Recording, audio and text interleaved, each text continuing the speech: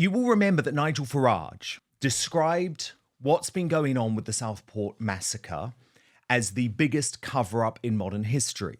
You will know that I have tried to say as much as I could about this case without being in contempt of court. And you will see that even the Attorney General had issued warnings encouraging no one to speculate on the case.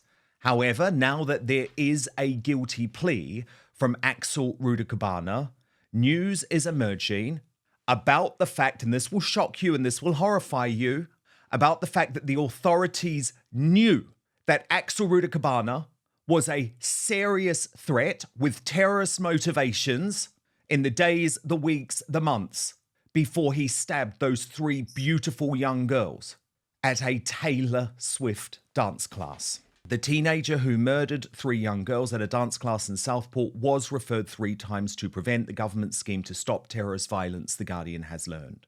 One of the referrals followed concerns about Axel Rudakubana's potential interest in the killing of children in a school massacre, it is understood. His behaviour, including his apparent interest in violence, was assessed by Prevent as potentially concerning.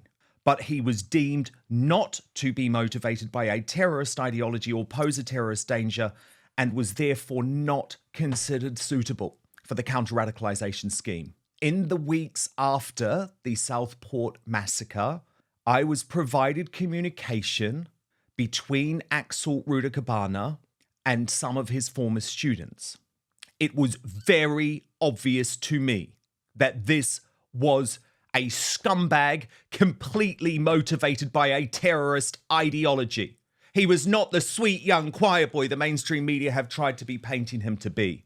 And these referrals to Prevent clearly prove that. After the stabbings and his subsequent arrest, an emergency review of how Prevent dealt with Rudakubana was ordered. It concluded that the Prevent policies at the time, covering the criteria needed to accept someone on the scheme for de-radicalisation work, were correctly followed. This is a young man who then went on to kill 3 beautiful young girls, attempted to kill many more. Some people say he was attempting to behead many more at that dance class.